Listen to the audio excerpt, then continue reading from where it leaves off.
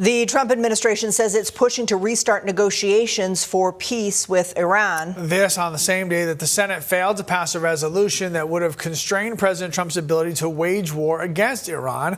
NBC's Chris Pallone has the latest.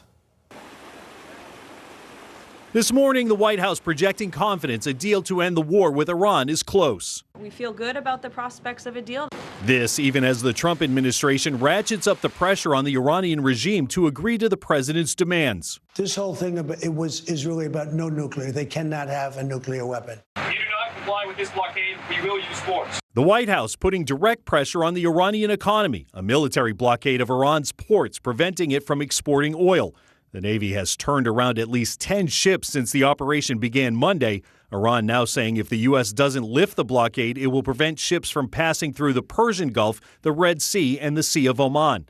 It comes as Democrats back in Washington try once again to rein in the president's power to wage war. The motion is not agreed to. The latest War Powers resolution vote failing in the Senate, mostly along party lines. Republicans are going to be held accountable now and in November for their unquestioning support for a war of impulse and illusion that is costing Americans literally billions of dollars.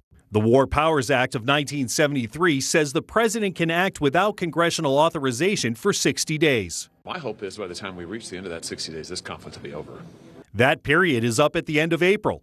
The White House says negotiations with Iran could restart by the end of the week, likely again in Pakistan.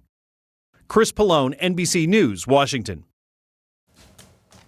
And we continue to keep an eye on how the conflict in the Middle East is affecting gas prices. The average price for a gallon of regular gas here in Maine is now back at $4 even, which is 3 cents lower than yesterday, but still 8 cents higher than 1 week ago. Cumberland County is paying the least around the state at $3.99 a gallon.